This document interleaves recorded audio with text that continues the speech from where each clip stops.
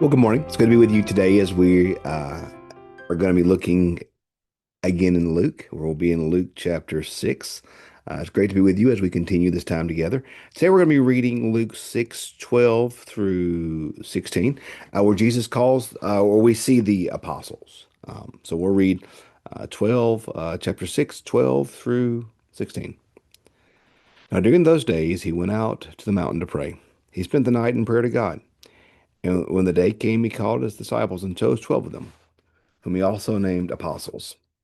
Simon, whom he called Peter, and his brother Andrew, James and John and Philip and Bartholomew, and Matthew and Thomas, and James son of Alphaeus, and Simon, who was called the Zealot, and Judas son of James, and Judas Iscariot, who became a traitor. So we see a couple of interesting things here that about the calling of the apostles.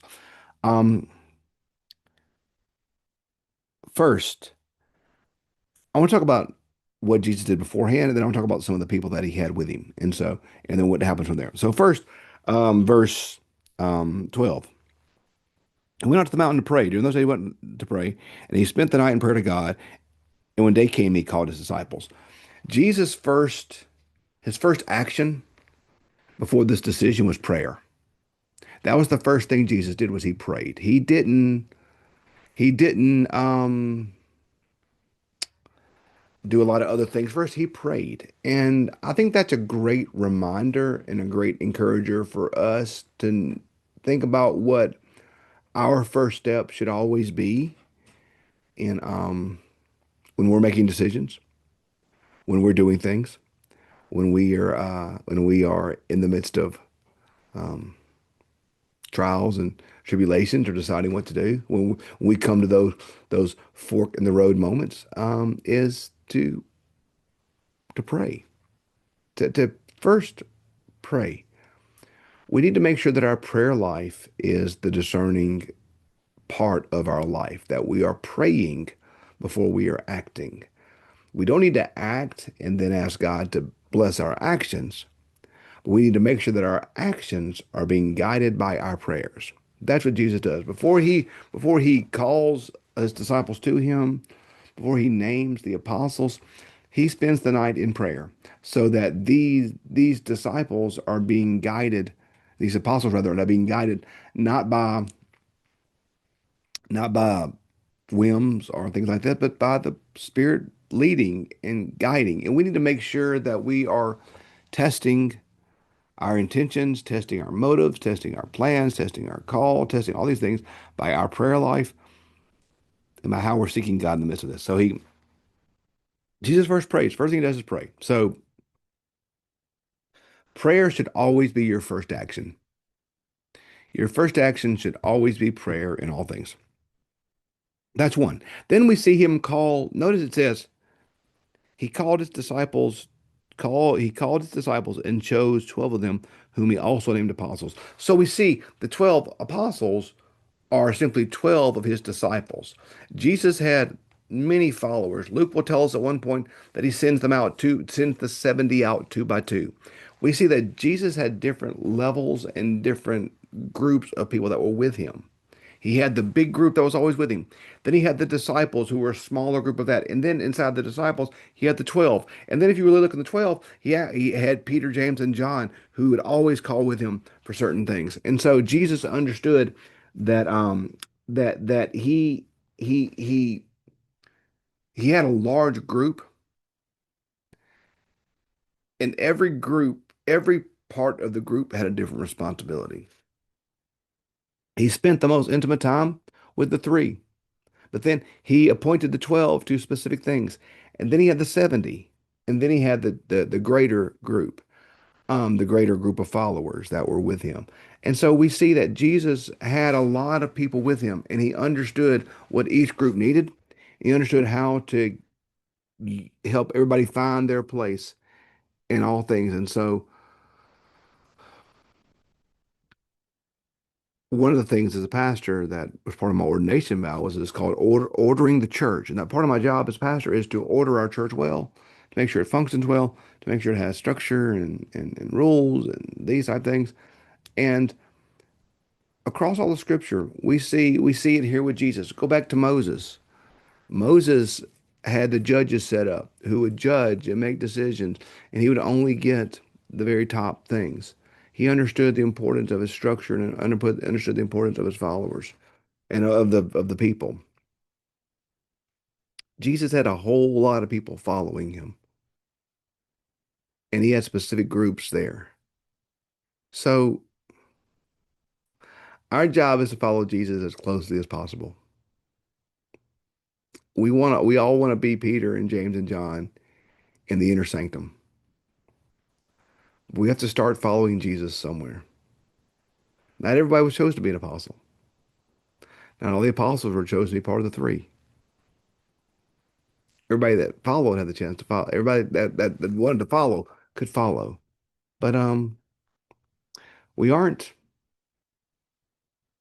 always ready for some of the things that Jesus will one day call us to. Don't be discouraged because your faith not yet. Don't be discouraged if you desire to be Peter and James and John in the inner sanctum and you're still one of the disciples who isn't quite there yet. Our faith is growth. Our faith is growth. Our faith is growth. I was not ready when I was younger for what I have now. I am not ready now for what I'll deal with when I'm older. Don't spend so much time looking towards the future, towards whatever the future is going to be. Different job, better job, raise, kids, grandkids, retirement, whatever, whatever. Don't spend so much time looking to the future that you forget to be faithful now. Jesus called every call that Jesus had for everyone, no matter where they were in this grouping, was important and it was vital and it mattered. So understand that Jesus' call is primary. Respond to Jesus' call whenever it is he calls you and whatever it is he calls you to. But then understand that what happens from there is in Jesus' plan and Jesus' will. So Jesus had different groups and he called those who are ready to be faithful in that moment. And we see Matthias went from being one of the disciples to becoming an apostle.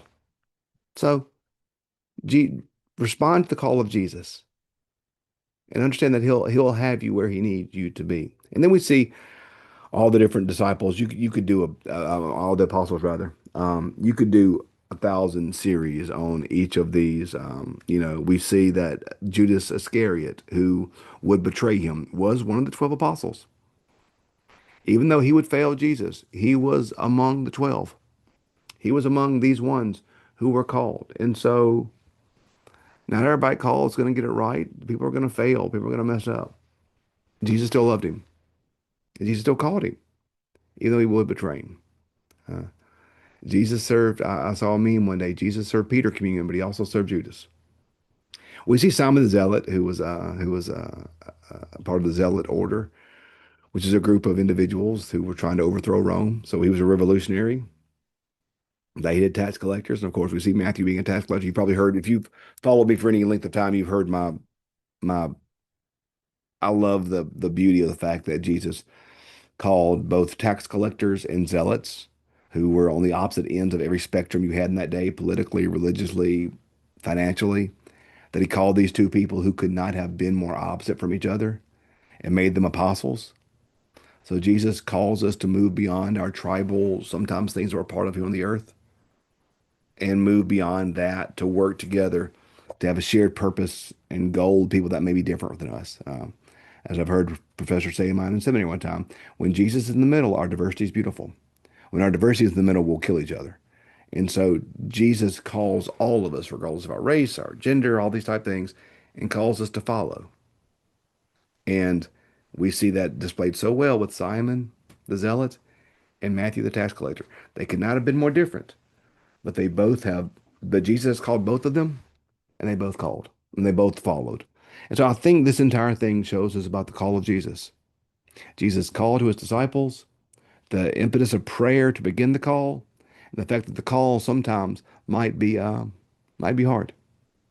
But where Jesus calls us, he will lead us. So when Jesus calls you, when you hear the voice of Jesus calling you, respond, and he will lead you exactly to where he needs you to be. So always respond to Jesus' call. Hey, thanks for being with us today. Tomorrow we're going to pick up with chapter 6, verse 17. Have a great day.